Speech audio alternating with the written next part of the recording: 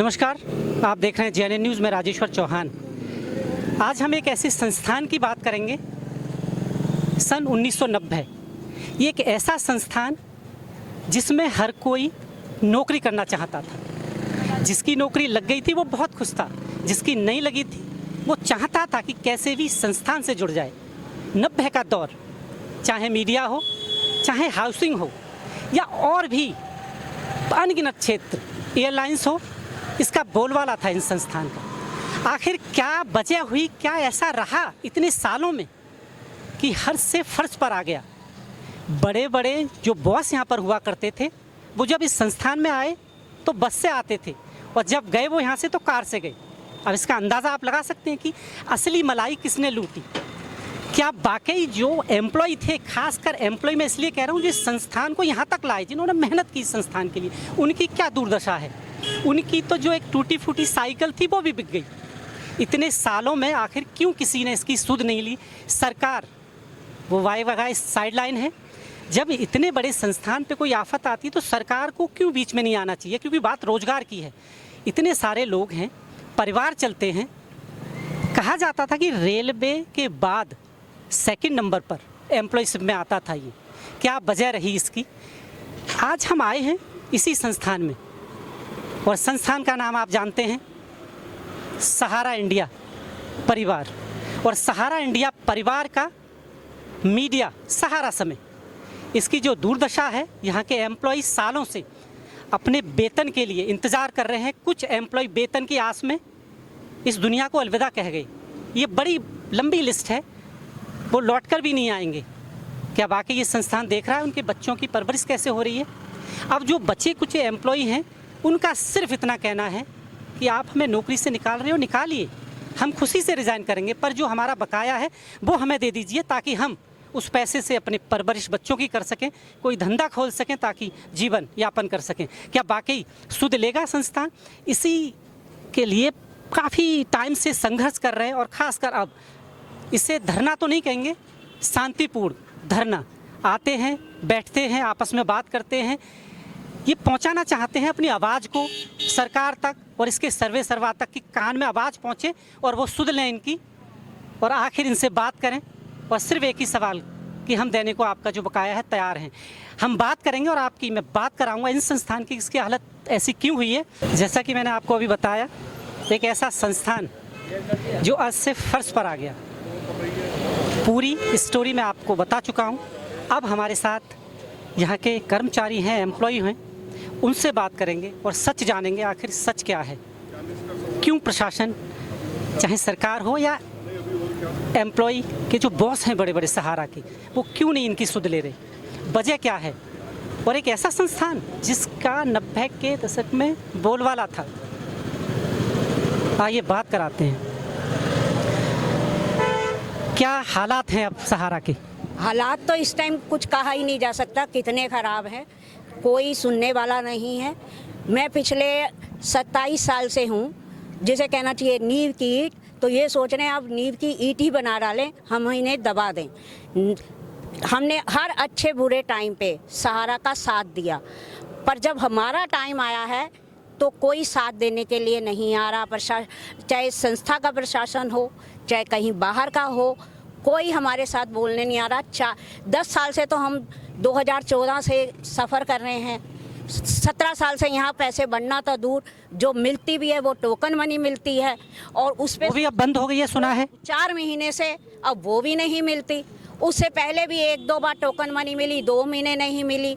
अब ये बताएं हमें कि हम करें तो क्या करें। अपनी ज़रूरतों के लिए हम इन्हीं का मुंह देखेंगे, दूसरे का तो नहीं देखेंगे, पर वो तो सामने ही नहीं आते। इवन कि अभी आपको ही अंदर आने के लिए भी मना कर दिया, हम रोड पे खड़े हैं। तो अब आप क्या देख सकते हैं कैसी हालत है हमारी। देखिए, देख सकते हैं कैसी हालत है और हालात वाकई बहुत विकराल हैं। क्या वजह मानते हैं आप कि एम्प्लॉय को एकदम साइडलाइन कर दिया है। और सुनने में ये आ रहा है कि आप अपनी जिम्मेवारी पे आ रहे हैं, उन्होंने तो कह दिया आइए या मत आइए। क्यों आखिर ऐसा। देखिए, जब से हम लोग 2014 से कंपनी की हालत ये हुई है और पार्ट टाइम समझ लीजिए कि टोकन मनी की सूरत में सैलरी दे रहे हैं, किसी महीने बिल्कुल भी नहीं सैलरी देते। को टोकन मनी बना दिया। टोकन मनी बना दिया है, लेकिन मैनेजमेंट कहती है नहीं हम सैलरी देते हैं। मैनेजमेंट टोकन के बजाय कहती है सैलरी देते हैं। ये स्थिति इस हद तक इस समय नाजुक हो चुकी है कि इस संस्था में अगर मैनेजमेंट का यही रवैया रहा तो यहाँ कुछ भी उत्पन्न हो सकता है। किसी भी सूरत में बद से बदतर हालात यहाँ पैदा हो सकते हैं, जिसके लिए यहाँ की प्रशासन, मैनेजमेंट, सुमित राय सीईओ जो हैं वो जिम्मेदार होंगे। क्या जो इस वक्त मैनेजमेंट देख रहे हैं, पूरा सर्वे सरवा है, वो कौन है इस वक्त इस संस्थान की? सुमित राय जी हैं। उनके पास इतनी अथॉरिटी है, वो चाहें तो आपके बारे में कुछ अच्छा फैसला ले सकते हैं? हमारी इनसे वार्ता हुई 17 तारीख में, जो विफल रही। उन्होंने सीधे मना कर दिया कि मेरे हाथ में नहीं है कि मैं आप लोगों को सैलरी दे सकूं, मैं टॉप मैनेजमेंट से बात करूंगा। हमने उनसे रिक्वेस्ट किया कि सर टॉप मैनेजमेंट से आप हमारी बात करा दीजिए, जो वो फैसला लेंगे टॉप मैनेजमेंट हम एक्सेप्ट करने के लिए तैयार टॉप हैं। मैनेजमेंट कौन है? कहा जाता था सहारा श्री सब कुछ देखते हैं, वो रहे नहीं, तो अब है कौन आखिर? और मैंने ये सुना है कि कोई भी इस संस्थान में बड़ा पद लेने को तैयार नहीं है, क्योंकि वो डरता है कहीं ना कहीं ईडी सीबीआई उसे ना ले जाए। तो क्या वाकई ये सत्य है? ये तो इस कंपनी में सबको भ्रम में रखा गया है कि टॉप मैनेजमेंट है कौन, किसी को नहीं पता। बात करें तो किससे करें? किसी को मतलब अदृश्य वाला हिसाब है ये। अदृश्य वाला है, कोई नहीं बता सकता कि टॉप मैनेजमेंट है कौन, सिर्फ नाम लिया जाता है टॉप मैनेजमेंट। टॉप मैनेजमेंट कौन है? कौन है टॉप मैनेजमेंट? पता है आपको यहाँ कौन देख रहा है? पता ही नहीं टॉप मैनेजमेंट कौन है। किसी को नहीं पता। किसी को नहीं। कौन है सर्वे किसी सर्वा? यहाँ का किसी को नहीं पता है। मतलब सिर्फ हवा के झोंके की तरह है ये संस्थान। लोगों की तरह है। आज 8वां दिन है हमारा, कोई मैनेजमेंट या सीईओ की तरफ से या लखनऊ जो हेड ऑफिस है, कोई हम लोगों को देखने वाला सुनने वाला नहीं है। सुना ये गया था बीच में कि आप लोगों ने शायद कोर्ट का रुख किया, वहाँ से क्या प्रक्रिया है? वो चल रहा है? वहाँ से कुछ ऐसी आस है कि आने वाले टाइम में, क्योंकि कहावत है ना, जब रोड पे दो लोग लड़ रहे हो ना, तब भी ये कहते हैं कि मैं तुझे कोर्ट में देख लूंगा। अभी भी सत्यता है, तो आपको लगता है कि वहाँ से इंसाफ मिलेगा? बिल्कुल, हमें कोर्ट पे 101% यकीन है और हम कदम बढ़ा भी चुके हैं, जिसमें हम अप्रैल मंथ और मई महीने की आरसी कटवा चुके हैं कंपनी के खिलाफ। कल हमारी फिर हियरिंग है डीएलसी में। अदर्स हमारा लेबर कोर्ट में भी फाइल हो चुका है कई केसेस, उसकी भी डेट पड़ चुके हैं। हम मरते दम तक इस संस्था से लड़ते रहेंगे। कोर्ट की तारीख पे तारीख मिल रही है, कहीं ऐसा तो नहीं? सनी देओल की एक फिल्म थी कि तारीख पे तारीख और फैसला नहीं। कई एम्प्लॉय ऐसे भी थे इस संस्थान के जो शायद इस दुनिया में नहीं है, इस आस में चले गए कि शायद उन्हें उनका बकाया मिल जाता। ऐसे बहुत सारे हमारे साथी हैं जो किसी बीमारी से या कोरोना काल में डेथ कर गए, मगर संस्था ने उन तक को भी पैसे नहीं दिए। क्या वजह मानते हैं आप इस संस्थान के इस हालात में? क्योंकि मैं भी इस संस्थान में काम कर चुका हूँ, 90 का दौर। मुझे याद है कि लोग यहाँ जॉब पाना चाहते थे, जो लग गए थे इस नौकरी पे वो कहते थे बड़े खुश थे, जो नहीं लगे थे वो कहते थे यार सहारा में एक बार जॉब लग जाए। क्या हालत है, किसे जिम्मेवार मानते हैं? साथ सारी कार्यस्थानी जो है मैनेजमेंट की है, जो सीनियर जो बंदे हैं उन्होंने इस कंपनी को डुबाया है। जब हमारे बच्चे पढ़ने वाले थे तो हम अपने बच्चों की फीस जमा नहीं कर पाए, हमारे बच्चे पढ़ लिख नहीं पाए। आज हमारे बच्चे जो है दर दर की ठोकर खा रहे हैं अपने स्वास्थ्य के कारण। पिछले 3 महीने से जो है मेरा बाईपास ओपन हार्ट सर्जरी हुई है, ये डॉक्टर के साइन है, ये डॉक्टर के साइन है। मैं पिछले 3 महीने से दवाई नहीं खा पा रहा हूँ। मात्र 24 साल में 18,000 सैलरी है। पिछले 2011 से आज तक कोई सैलरी में बढ़ाव नहीं हुआ है, उसी सैलरी पर काम कर रहे हैं। जो मिल रही है वो भी नहीं मिल रही है पिछले 4 महीने से, और 4 महीने से मैं दवाई नहीं खा रहा हूँ। जबकि ओपन हार्ट सर्जरी वाले को लगातार कंटिन्यू दवाई खानी है, जब तक वो जीवित रहता तब तक दवाई खानी है। इसी कारण से दवाई नहीं खा पा रहा हूँ। और इसमें पूरा दोषी जो है ये जो सहारा का मैनेजमेंट है, खास तौर पर सुमित रॉय, एसके वर्मा जी, शत्रुघ्न श्रीवास्तव जी और नवीन जो कॉर्पोरेट के विनीत गौतम, संजय मिश्रा, इन लोगों की सबके ईडी की इंक्वायरी होनी चाहिए, सीबीआई इंक्वायरी होनी चाहिए। इनके आय से अधिक की संपत्ति इनके पास है।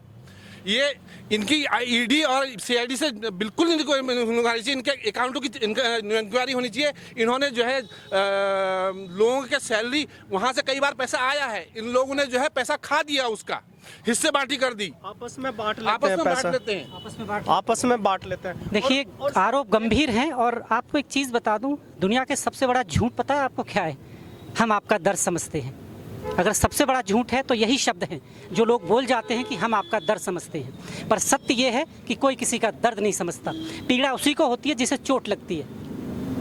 अब क्या हालत है आप देख रहे हैं, ये सबूत हैं, उन्होंने दिखाया उनका ऑपरेशन है, वो दवाई नहीं खा पा रहे। आपने भी इतनी ना जाने कितनी स्टोरियाँ पढ़ी हैं सहारा के एम्प्लॉय के प्रति कि कितने लोग इस दुनिया से चले गए सांस में। क्या होगा? क्या सरकार को बाकी दिखाई नहीं देता? सरकार यहाँ योगी सरकार है, कहते हैं कि बहुत अच्छा काम कर रही है, पर ये तो बहुत बड़ा संस्थान है, पता होना चाहिए उसको कि इस संस्थान में भी ऐसे हालात हैं, तो सरकार ले सकती है इसमें इनका ख्याल, बोल सकती है मैनेजमेंट को। क्यों आखिर इनको कोर्ट का रुख करना पड़ा? और कोर्ट सब जानते हैं, भारत में कोर्ट की स्थिति अनजान नहीं है कोई। लोग मर जाते हैं पर तारीखें ही मिलती हैं, फैसला नहीं मिलता उन्हें। अब ऐसे ही हालत इनके साथ है, क्या होगा नहीं पता। क्या सरकार जागेगी? क्योंकि अगर ऐसा देखा गया, आपको एक चीज़ मैं बताना चाहता हूँ यहाँ पर, सहारा श्री जब थे तो कोर्ट में हियरिंग थी उनकी और वो खड़े थे, जज ने उन पर ये कमेंट किया था कि सहारा श्री हम तो आपको यहाँ बुलाना ही नहीं चाहते, आप तो खुद ही यहाँ आते हैं। आपको याद है बहुत बड़ी टिप्पणी थी, यानी कि सब कुछ जानबूझकर इस संस्थान की हालत की गई है। आरोप गंभीर हैं, जांच होनी चाहिए। जी क्या कहना चाहते हैं? 2014 से हम लोग दर दर की ठोकरें खा रहे हैं। यहाँ जितने भी लोग खड़े हैं सबके लगभग 20 लाख या 25 लाख से ज़्यादा संस्था पे ड्यूज़ हैं अभी। और जब तक सहारा श्री जिंदा थे तो कहा जाता था कि बहुत जल्दी यहाँ सॉर्ट आउट हो रहा है और सबको पैसा दिया जाएगा, लेकिन वो पैसा तो दिया नहीं गया। सहारा श्री के इंतकाल के बाद अब जो तनख्वाह हमें टोकन मनी के रूप में या पार्ट पेमेंट के रूप में मिलती थी वो भी बंद कर दी गई है। पिछले 4 महीने से नहीं आ रही है? पिछले 4 महीने से तो हमें बिल्कुल एक पैसा नहीं मिला है। हम लोग परिवार चलाने में तो तकलीफ तो जाहिर सी बात है कि होगी। भुखमरी के कगार में, हम भुखमरी के कगार में हम है ना, हर एक आदमी भुखमरी के कगार में। हम कैसे कैसे यहाँ आ रहे हैं, कैसे कैसे वो कर रहे हैं, ये हम ही जानते हैं। आज हम इस स्थिति में आ गए कि हम यहाँ आने की स्थिति, एक एक दिन के लिए पैसे कैसे हम किराया लगा के आ रहे हैं यहाँ पे, हमें वो भी नहीं मिल रहे। 4 महीने हो गए हम भुखमरी के मतलब मरने की कगार पे आ गए। हम जाए तो जाए कहाँ, किसके पास जाएं? कोई हमारी सुनने को तैयार नहीं है। और यहाँ पे गोलमोल बातें करी जाती हैं। मैनेजमेंट जिससे ही पूछने जाओगे मुझे नहीं पता, और आज हम किसी के लिए अंदर ले जाने के लिए बोलेंगे तो वो तुरंत मैनेजमेंट का फरमान आ जाएगा, नहीं जा सकता। अब ये पूछेंगे कि कौन है तो वो नहीं बताएंगे।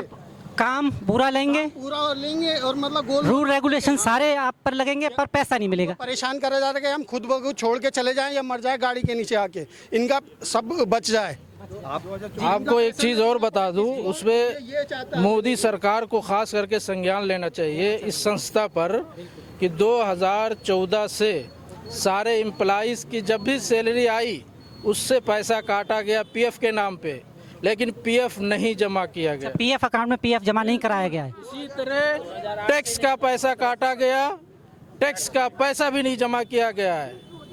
यहाँ कहा यह जाता है एक आम आदमी जब 200 रुपये भी अगर इनकम टैक्स के जमा ना करें उसे नोटिस आ जाता है, और यहाँ लाखों करोड़ों लोग इतना रुपया जमा नहीं हुआ, सरकार के कान खड़े नहीं हुए। अंदाज़ा लगा सकते हैं कि इन्होंने जो भी संस्थाएं हैं या जो भी डिपार्टमेंट है जहाँ जहाँ कैसी सेटिंग इन लोगों ने कर रखी है कि कोई संज्ञान नहीं लिया जा रहा है इस पर। सीधा भ्रष्टाचार है ये पूरा। भ्रष्टाचार मतलब आपको पैसे नहीं देने, ऊपर पैसे पहुंचा दिए जाते हैं। सीधा कहना है कि हम 4000 केस लड़ रहे हैं, 200 केस और लड़ेंगे, हमारे पास पैसे बहुत हैं, और एम्प्लॉय के लिए नहीं है ना। ये बाकायदा सुमित्रा जी का कहना है। भड़ास में खबर छपी थी कि 4000 केस चल रहे हैं, 200 और केस चलेंगे।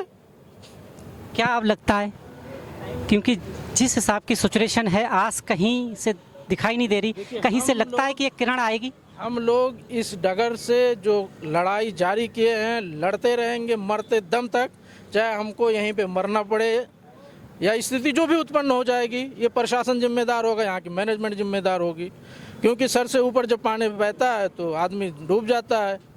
तो यही हाल यहाँ भी हो सकता है। सरकार तक बात पहुंचाने की कोशिश की कभी? हम लोगों ने सारे जो भी प्लेटफार्म है, सोशल मीडिया हो और जिस तरह जो वेबसाइट है जहाँ पे सरकार तक बातें पहुँचती हैं, हम लोगों ने सब जगह प्रयास किया है। कहीं से कोई रिजल्ट नहीं? पीएमओ से, सीएमओ से, लेकिन क्या वजह मानते हैं कि एक ऐसा संस्थान जो सरकार से बड़ा हो गया, हर चीज़ से बड़ा हो गया, यहाँ की सुध नहीं लेती, सरकार नहीं सुनती यहाँ के एम्प्लॉय की, क्या लगता है आपको वजह? क्योंकि ये तो अंधेरगर्दी दिखाई दे रही है सर। सरकारों को खुद सोचना चाहिए कि इतने यहाँ पे एम्प्लॉइज बैठे हैं, धरना दे रहे हैं, आज 8वां दिन है धरने का, प्रशासन का कोई बंदा नहीं आया, सिर्फ पुलिस आती है, अपना वो भी 6 घंटे जो भी ड्यूटी है 10 घंटे की करके हमारे साथ वो भी चली जाती है। टॉप मैनेजमेंट क्या है, इस पर बात करने के लिए हमारे साथ हैं और ये हमें बताएंगे कि टॉप मैनेजमेंट क्या है। आखिर ये हमेशा हर जगह टॉप मैनेजमेंट का बड़ा सवाल आता है, क्या है ये top management? Sir, top management के बारे में हमने जब अभी सीईओ साहब के साथ हमारी 1-to-1 मीटिंग हुई थी, उस वार्ता में सबने सब कुछ पूछा। मैंने बस इतना पूछा, सर आप रिपोर्ट किसको करते हैं? तो बोले वो मैं जिसको करता हूँ मैं बताऊँगा आपको। हम बोले सर जिसको भी आप रिपोर्ट करते हैं आप उनसे बस, चाहे वो कहीं पे भी बैठे हो ऑल वर्ल्ड में, आप हमें वीडियो कॉन्फ्रेंसिंग पे बात करा दीजिए, हमारी 1-to-1 बात करा दीजिए, हम आपसे फिर नहीं पूछने आएंगे कि सैलरी हमारी कब आएगी। लेकिन आज तक ना वो बता पाए हैं कि टॉप मैनेजमेंट क्या है, क्योंकि कोई बताना ही नहीं चाहता। सच्चाई तो यही है। शायद यही टॉप मैनेजमेंट है, सीक्रेट टॉप मैनेजमेंट।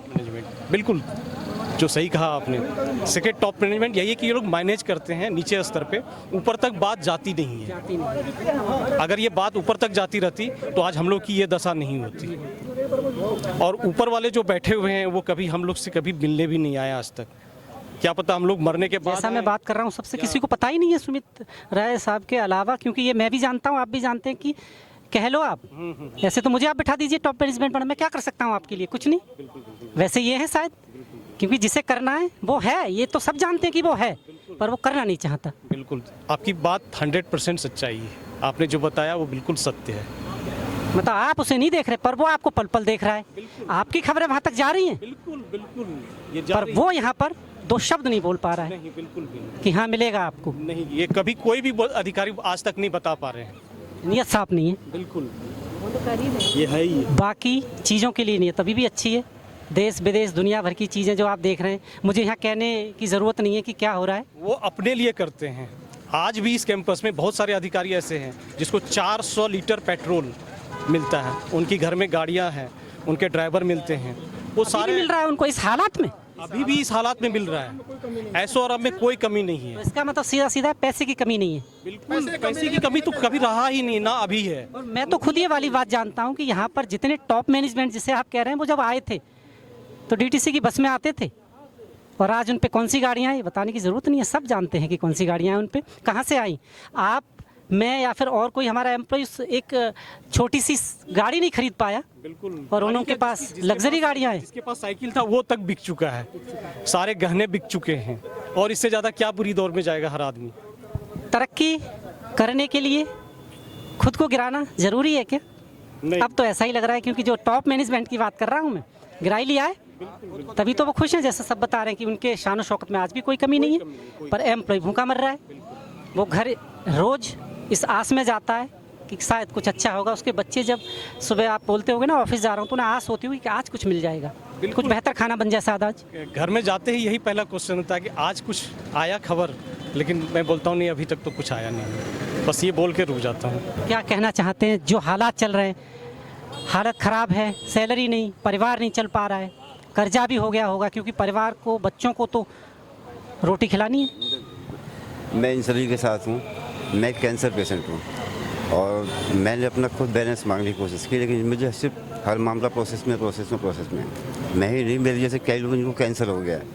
हम आपसे कोई लोन नहीं मांग रहे हैं, हमसे अपना पैसा मांग रहे हैं। जो मेहनत यहाँ की हमने वो पैसा मांग रहे हैं। तुम्हारी ऐसो आराम में कोई कमी नहीं है, लेकिन तुम हमारा एम्प्लॉय, हमारा पसीना सूखने से पहले हमारा पैसा मिल जाना चाहिए। आज मेरे पे इतना कर्जा हो गया, मैं कैंसर की वजह से इतना कर्जा हो गया मेरे पे, मेरा रोम गिरवी पड़ा हुआ है। लेकिन कंपनी के पास जाते हैं तो कंपनी में हमारा पैसा देने को तैयार नहीं है। लोन बहुत दूर की बात है, बहुत दूर की बात है। स्थिति बड़ी दयनीय हो चुकी है, हमारी हालत बहुत ख़राब है, लेकिन प्रशासन सुनने को कोई तैयार नहीं है, कोई भी तैयार नहीं है। हम यही चाहते हैं कि किस तरीके से हमारा हिसाब हो, पैसा मिले हमें, कहानी खत्म। मेरे साथ साथ सारे एम्प्लॉय आप लोगों की कोई मांग भी ऐसी नहीं है कि हमें कुछ आप अपनी तरफ से दे दो? आप तो वही मांग रहे हैं जो आपका अपना है, जो सालों से इन्होंने पीएफ के नाम पर आपका काटा है, क्योंकि पीएफ आपका अपना पैसा होता है, वो बुरे समय में काम आता है और बुरा समय चल रहा है और ये वो भी नहीं दे रहे हैं। पीएफ 2010 से जमा नहीं हुआ। पीएफ 2010 के आसपास से पीएफ जमा नहीं हुआ है, लेकिन इन लोगों ने ऐसी धांधली कर रखी है, ये डायरेक्टली हमें पैसा ना देंगे ना, किसी दूसरे अधिकारी को खिला देंगे, लेकिन हमें पैसा नहीं देंगे, हमें नहीं देंगे पैसा। ये अपने ये पता नहीं कौन कौन से अधिकारी हैं जिनको लोगों को रिश्वत देंगे, लाखों रुपये रिश्वत जाता है, लेकिन ये अपने एम्प्लॉय को पैसा देने को तैयार नहीं है। अपने एम्प्लॉय को पैसा नहीं देंगे, चाहे ये कुछ भी कर ले। देखिए, आपने इस संस्था में आप भी काम किए हैं। मैं इस संस्था में जब सहारा टीवी लॉन्च हुआ था तब से मैं हूँ। होम टीवी से जब ये बना था, जब होम टीवी से सहारा टीवी हुआ था, आपने बहुत सारे लोगों की बात सुनी। मैनेजमेंट जो है ना, ऊपर वाला मैनेजमेंट, वो हो गया। बिहार में एक स्टाइल चलता है जो दारू बिकता है सब जगह, लेकिन बिकता कहीं नहीं है।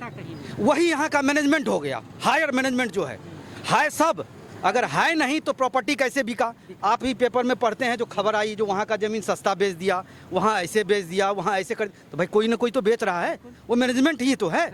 हम तो अब उससे बात नहीं कर सकते हैं, क्योंकि हम तो एक छोटे से प्यादे हैं, तो हम तो सीओ साहब के पास ही जाएंगे ना, तो सर हमको पैसा दीजिए। वो कहते हैं मेरी बात ही नहीं हो रही है। तो भाई वो तो बिहार वाली दारू की कहानी हो गई, जो बिकता सब जगह है लेकिन बिकता कहीं नहीं है। और रही बात दर्द की, तो दर्द अब ये समझ लीजिए, हम लोग अब सफ़ेद कफन बांध लिए हैं सर पे।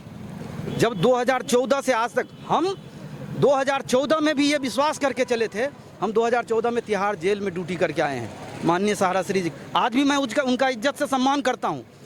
और यहाँ यहाँ की जो बर्बादी है, उसका कारण है यहाँ का मैनेजमेंट। आपने कहा सहारा श्री, मैं हम काम नहीं करते थे, इसकी जिम्मेदारी ये हेड है, तो इनकी जिम्मेदारी। सहारा श्री जब तक थे, अगर वो चाहते तो इस सब कुछ अच्छा हो सकता था क्या? हो सकता था, लेकिन उनको सारी बातें जानकारी नहीं दी जाती थी। अगर मान लीजिए हमने आपको हेड बना दिया, आपने यहाँ काम किया, आपने उनको बताया नहीं जो सर किशोर काम करता है, फलाना ये काम नहीं। कहीं ना कहीं गलती तो उनकी भी है कि बॉस तो हमेशा अच्छा ही कहेगा। नीचे एम्प्लॉय की स्थिति जानने के लिए आपको नीचे एम्प्लॉय से मिलना पड़ेगा। लेकिन जब मान लीजिए एक परिवार था तो संस्था बहुत बड़ी हो गई। जब छोटी थी तो वो खुद आते थे राउंड पे, राउंड ठीक रहा सब, तब तक ठीक था। जब बहुत बड़ा हो गया, मान लीजिए अगर एम्पायर बहुत बड़ा हो गया, मान लीजिए आपके पास अगर 500 गांव का मुखिया हो जाएंगे, तो सांसद कितने दिन? सीधा ये है कि जिसको रखवाली करने के लिए पहरेदार बनाया, वही बर्बाद कर गया। यहाँ जेब में डालता है, वो चल देता है। जो काम करने वाला है वो आज भी काम कर रहा है, वो आज भी काम, और काम करने तो आस भी नहीं है सैलरी की, फिर भी काम कर रहे हैं। जो नहीं, हमें हमारा है वो हमें मिल जाए। और रही बात आपने सरकार कही और कोर्ट कही, मेरा ये मानना है, मैं पर्सनली आपको कह रहा हूँ, मेरा ये मानना है जो इस देश में सबसे ज़्यादा अगर भ्रष्टाचार कहीं है, मोदी जी हल्ला करें, हम यूं मार देते हैं, यूं पछाड़ देते हैं, योगी जी बोले यूं करते हैं, लेकिन सबसे ज़्यादा भ्रष्ट सफ़ेद कुर्ता, काला कोट और ब्राउन कोट में है। यानी पुलिस, दरोगा, IAS, IPS, वकील, जज, ये, और तीसरा नेता। और उससे जो बच जाता है, क्योंकि वो सारे कंपनियों का सबका ठेकेदार है ये तीनों आदमी। आप अभी यूपी का ही घटना देख लीजिए, हम लोग डीएम के पास गए हुए। अरे भाई, हमारा सरकार से कहने का एक प्लेटफॉर्म डीएम है, हमने डीएम के पास गया, और डीएम अब वहाँ नहीं पहुँचा रहा है। हम तो सोशल मीडिया पे ही पहुँचाएंगे ना, हमको जाएंगे तो हम सीएम हमको देगा अपॉइंटमेंट। आप अंदर जाने चाह रहे थे, जाने दिया। डीएम का काम है कि सही जगह तक आपकी उस फाइल को, उस लेटर को, प्रार्थना को पहुँचाना चाहिए। मैं यही कहना चाह रहा हूँ, जो ये हमको ये लगता है पर्सनली, जो ये सब मिले हुए हैं, क्योंकि इन सबको साइड से आता है। मैं 100 बातों की एक बात कहती हूँ कि कहा जाता है ना, किसी को इतना दबाओ कि विरोध ना कर सके, पर इतना ना दबाओ कि विद्रोह कर दे। तो अब ये समझदार लोग समझ जाएं कि कितनी देर सहेंगे लोग।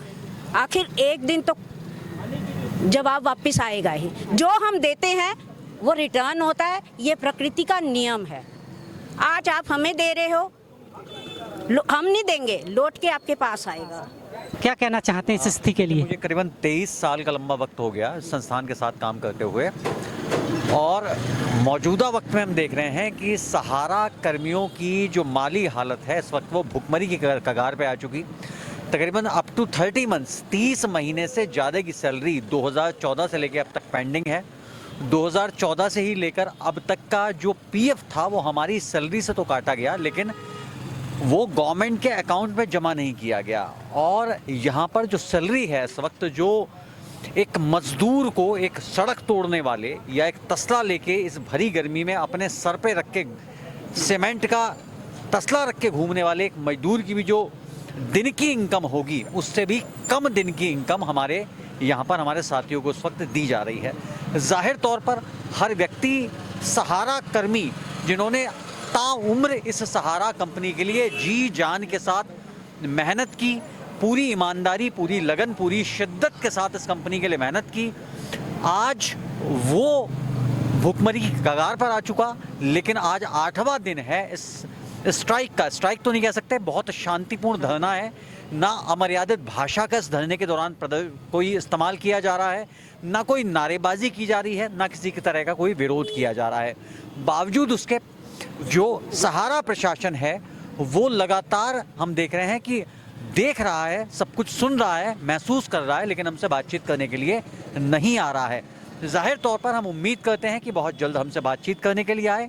और लोग जो इस वक्त बेहद परेशान हैं, लोग इस वक्त अपने बच्चों के स्कूल की फीस नहीं दे पा रहे हैं, घर का खर्चा नहीं चला पा रहे हैं, जो बेसिक हालात हैं वो बहुत ज़्यादा सोचनीय हैं। लिहाजा ऐसी स्थिति में हम उम्मीद करते हैं सहारा प्रशासन से कि आम जो सहारा कर्मी है उसकी मुश्किलों को समझे, आगे आए, कोई बीच का रास्ता निकाले। और जाहिर तौर पर आपके पास इतने एसेट्स हैं आज कि एक भी एसेट्स की कीमत इस सारी प्रॉब्लम को सॉर्ट आउट कर सकती है। ऐसा नहीं है कि पैसा नहीं है इनके पास, पैसा तो बहुत है, ये सब जानते हैं। पैसा है, इसमें कोई शक नहीं है। सहारा का जो मैनेजमेंट है वो भी जानता है कि पैसा है, लेकिन प्रॉब्लम को सॉर्ट आउट करने की, समस्या को समाधान करने की एक जो ईमानदारी पूर्ण सोच होनी चाहिए। क्या आपको वजह क्या लग रही है जो नहीं देना चाहते हैं? क्या इन्हें ये लग रहा है कि इतना तो जितने ये ब्लैक मनी में इधर उधर रिश्वतखोरी में दे देते हैं, मैं सीधा सीधा बोल रहा हूँ, उससे कहीं ना कहीं कम है? सारे एम्प्लॉय को मिला लेंगे तो उनको बहुत कम देना पड़ेगा। क्या आप वजह मानते हैं जो नहीं देना चाह रहे हैं? क्योंकि ये आज तक किसी को समझ नहीं आ रहा है। देखिए, बड़ा ही टेक्निकल सवाल किया आपने कि क्या वजह है, क्या नहीं देना चाह रहे। ये बहुत बड़ा कानूनी मुद्दा है जिसको मैं माइक पे नहीं बोल सकता। जानता तो मैं सब कुछ हूँ, आप भी जानते हो जो आप मुझसे सवाल कर रहे हो कि क्यों नहीं देना चाह रहे हैं। जाहिर तौर पर इसका जवाब आप मैनेजमेंट से लोगे ज़्यादा बेहतर है या किसी कानूनी वकील से लोगे ज़्यादा बेहतर है। मैनेजमेंट आपसे बात नहीं कर रहा, हमसे कहाँ से बात करेगा? वो तो आपसे बात नहीं कर रहा। नैतिक तौर पर मैं इसका जवाब जरूर दे सकता हूँ। नैतिक तौर पर जवाब मेरा सिर्फ इतना है, एक आध्यात्मिक चिंतन करने का, आध्यात्मिक चिंतक होने की वजह से कि जो आज मेरा है वो कल किसी और का होगा और परसों किसी और का होगा। शायद सर्वव्यापी इस थ्योरी को जिसको हमारे धर्म ग्रंथों ने, हमारे प्राचीन ग्रंथों ने दिया है, शायद उस थ्योरी को या तो भूल गए या समझ नहीं पा रहे हैं। जाहिर तौर पर यदि इतने एसेट्स को आप संभाल के रख रहे हैं अभी भी, ऐसी हालत में जब आपको रात को नींद नहीं आ रही इस टेंशन के कारण कि कल पता नहीं क्या होगा, कोर्ट से कौन सा समन आएगा, कौन सा नोटिस आएगा, कौन सा नया कानूनी शिकंजा आपके ऊपर कस सकता है। पर ये मैनेजमेंट सहारा का कोर्ट से तो बिल्कुल नहीं डरता है, क्योंकि ये इतिहास बता रहा है अभी तक इन्होंने कोर्ट की तो कभी परवाह ही नहीं की। अगर परवाह की होती कोर्ट की तो आज ये हालात नहीं होते। सब जानते हैं, सब कोर्ट की, सुप्रीम कोर्ट की उन टिप्पणियों को सब याद करते हैं जो सहारा श्री के विरुद्ध जब दी गई थी कि आप तो जानबूझ के जेल में रहना चाहते हैं, हम तो आपको रखना नहीं चाहते। ये तो कभी टेक्निकल मैं बताऊंगा आपको। भारतीय अब तो बीएनएस लागू हो चुका देश के अंदर, उससे पहले आईपीसी लागू होता था। आईपीसी की धाराएं और हमारा जो कानून है पूरी दुनिया के अंदर वो बहुत लोचशीलता के लिए जाना जाता है। इस कानून के अंदर जितने प्रावधान हैं उसकी काट करने वाले उससे 3 गुना ज़्यादा प्रावधान मौजूद हैं। उन प्रावधानों की आड़ में अब तक बचते रहे। दूसरे, एक आदमी व्यक्ति के पास जब धन संपदा समृद्धि बहुत ज़्यादा हो जाती है तब वो इंसान ब्लाइंड हो जाता है, अंधा हो जाता है। उसे ये नहीं दिखाई देता कि सही क्या है और गलत क्या है। उसको लगता है कि मेरे पास इतना कुछ है कि मैं गलत को भी सही कर लूँगा, और जो उसके जीवन की सबसे बड़ी गलती होती है। लिहाजा आपके जो 2 क्वेश्चन है ना आखिरी के कि क्यों नहीं देना चाह रहे हैं या सुप्रीम कोर्ट की परवाह क्यों नहीं की है, ये बहुत टेक्निकल प्रश्न है। इसका प्रैक्टिकली आप आंसर यदि आपको चाहिए या तो मैनेजमेंट दे पाएगा या कोई अच्छा वकील दे पाएगा। ना तो मेरा देना मुझे शोभा, जानता मैं सब कुछ हूँ, ना तो मेरा देना मुझे शोभा लगता है कि मैं ऐसे मुद्दे पे दूं। मेरा मुद्दा यहाँ क्या है? मेरा मुद्दा ये है कि मेरे इतने सारे भाई इस समय नौकरी होते हुए भी बेरोज़गार हैं। लिहाजा उनकी मेहनत का जो उन्होंने पूरी ईमानदारी, पूरी शिद्दत, पूरी लगन के साथ जो सालों सहारा के साथ मेहनत की, मैं खुद आपको बताऊं, मैं 22 साल की उम्र में सहारा को मैंने ज्वाइन किया था। आज मेरी उम्र 46-47 साल मेरी उम्र हो रही है। जवानी वो पड़ाव है उम्र का कि अब दूसरी जगह नौकरी भी नहीं है शायद। नहीं, ऐसा नहीं है कि ये नौकरी पढ़ाव भी होता है, मैं उम्र की बात कर रहा हूँ। योग्यता का सब जगह सम्मान है, ऐसा नहीं है पर अब कि योग्यता कहाँ देखी जा रही है? योग्यता देखी जाती तो आपको ही पता नहीं है, है, ऐसा योग्यता का जमाना कहीं ना कहीं साइड में है अब। ऐसा नहीं अब है तो कि नौकरी नहीं है, कहीं नौकरी नौकरी है। के लिए जाओ तो योग्यता से आगे पता है क्या पूछा जाता है? सिफारिश किसकी लाए हो? My dear एक आम आदमी कहाँ से सिफारिश लाए? तो आप बोलिए या मुझे सुनिए। या ऐसा नहीं है कि नौकरी नहीं है, नौकरी है, योग्यता का सम्मान है, सम्मान करने वाले लोग हैं। यदि आप मेरे सामने खड़े हो तो मैं भी आपके सामने खड़ा हूँ जाहिर तौर पर। लेकिन क्या है, आपकी योग्यता का सम्मान करने वाले लोग बहुत सारे हैं, लेकिन यहाँ पर क्या है कि योग्यता पीछे छूट गई और धन संपदा और जो पावर में बैठा हुआ इंसान जो उसके मद में अंधा हो जाता है, मैनेजमेंट ने वो काली पट्टी अपनी आंखों पे बांध ली है। लिहाजा मैनेजमेंट को कोसने से अच्छा ये होगा कि मैनेजमेंट को ईश्वर, प्रकृति सद्बुद्धि दे कि आप लगातार दिन ब दिन कानूनी शिकंजों में फंसते जा रहे हैं। इससे बाहर निकलने के लिए अपनी आने वाली पीढ़ियों की सुख समृद्धि के लिए कम से कम कुछ ऐसा करके जाइए कि जो कानूनी शिकंजा आपके ऊपर कसा हुआ है वो आपकी आने वाली लोगों की दुआएं कम से कम लग जाएं। लोगों की दुआएं आपके साथ काम करें। हाँ जी, क्या कहना चाहते? हमारा मुद्दा कुछ भी नहीं है, हम लोग शांति वो जा रहे थे, वो रोक करके इनका पैसा फंसा हुआ शांतिपूर्ण धरने पे हम लोग बैठे हैं और हमारी मांग जो है सिर्फ ये है कि हमारी अर्जित वेतन जो हमने यहाँ पे काम किया है वो हमको दिया जाए। वो नहीं दे रहे हैं। मीडिया के लोग अगर आ रहे हैं, आप जैसे लोग आ रहे हैं तो उनको अंदर नहीं आने दे रहे हैं। और हम लोग जो शांतिपूर्ण ढंग से बैठे हैं, कहीं ना कहीं मैनेजमेंट ये चाहती है कि इनको उग्र किया जाए। कुछ आस लग रही है जिस हिसाब से चल रहा है माहौल? फिलहाल तो नहीं लग रहा है। मैनेजमेंट का कोई आदमी बात ही करने नहीं आता। मैनेजमेंट का कोई आदमी बात नहीं कर रहा है, तो आस कहाँ से होगी? कैसे मिलेगा आखिर? कौन फरिश्ता आएगा बनके इन सारे एम्प्लॉय के लिए जो इनकी सुध लेगा? एक्चुअली हम लोग भी इसीलिए आस में ही बैठे हैं कि हमें अपना पैसा मिल जाए, हमारा जितना भी बकाया पैसा है, और उसी आस में ही हम लोग यहाँ पर बैठे हैं पिछले 8 दिनों से। और काफ़ी दिनों पहले से ही बोले जा रहे हैं कि आप जो है धीरे धीरे करके थोड़े एम्प्लॉयज़ की पैसा देते जाइए, वो भी नहीं करने को तैयार है। आप लोग तो कुछ एक्स्ट्रा नहीं मांग रहे, ये नहीं कह रहे हमारी सैलरी बढ़ा दो। आप तो वो मांग रहे हैं जो आपका इन्होंने फंड के नाम पर काटा है, वही तो मांग रहे हैं, यानी अपना पैसा, और वो भी प्रशासन ये नहीं दे रहा है आपका।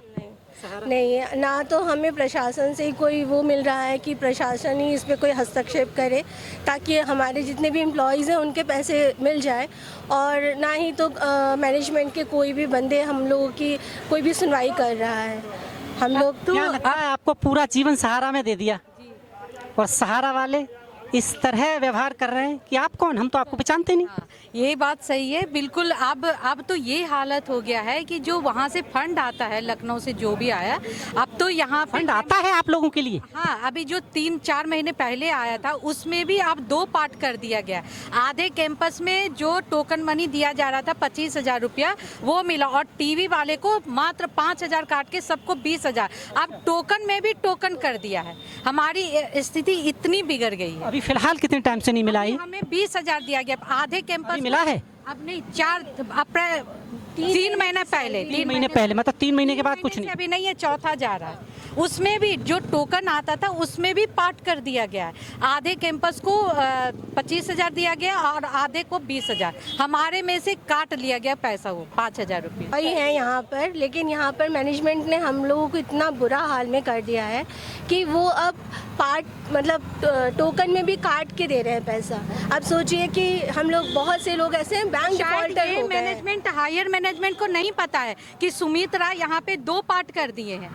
ये हायर मैनेजमेंट की जो बात आ रही है कौन हायर मैनेजमेंट? आज तक कौन है वो आखिर? जो भी, मैं नहीं जानती, कोई नहीं जानता अभी तक आप लोगों में जानता। लेकिन यहाँ पे भी उसमें भी यहाँ के मैनेजमेंट जो सुमित राय है वो हमारे में से पैसा काट करके वो बचा के रखे हुए हैं, और बहुतों को लिफाफा में बंद करके दिया जा रहा है।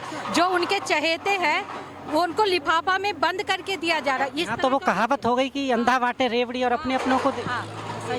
जैसा कि आपने देखा, ये था सहारा परिवार के एम्प्लॉय हैं, इनकी व्यथा आपने सुनी। हर किसी का एक अपना दर्द है, इस दर्द को कौन निजात दिलाएगा?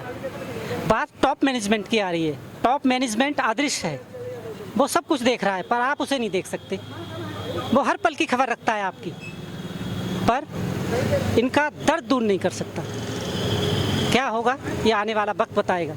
कैमरामैन रवि के साथ मैं राजेश्वर चौहान।